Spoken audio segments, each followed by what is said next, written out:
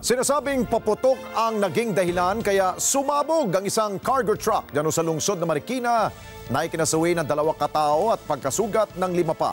At batay sa inisyal na investigasyon ng PNP, illegal at hindi dapat nagdadala ng firecracker materials ang mga ganitong uri ng sasakyan. Si Erlo Bringas sa balita.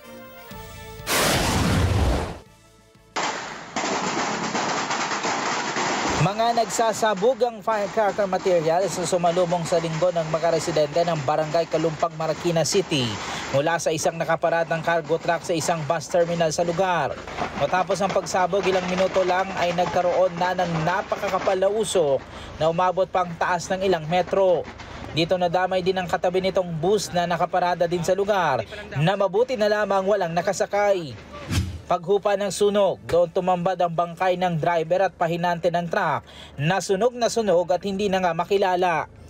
Sa naging investigasyon ng mga otoridad, galing ng Taytay Rizal ang cargo truck at dito tumigil ito sa nasabing terminal sa Kalumpang para magpahinga ang driver at pahinante nang maganap ang insidente. Isang casualty ay nasa loob. Yung isa naman ay nasa likod ng truck. So nung nangyaring pagkasunog, yung pressure ng pagsabog, doon tinamaan din yung nasa labas. Kasi open yung likod ng truck natin.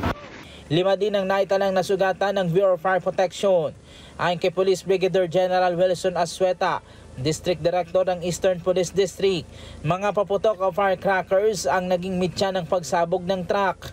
Gate niya Asueta, bawal ang pagta-travel ng firecrackers gamit ang public utility vehicle at cargo vehicle. I think wala itong permit, itinago nila sa loob ng truck na ang alam naman nila na ang mga kasamang cargos ay mga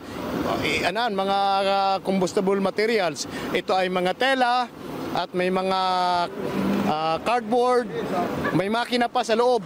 So I think yung makina baka mayroong counting laman ng fuel. So kaya yung lahat na elemento na pwedeng madaling masunog ay nandyan na.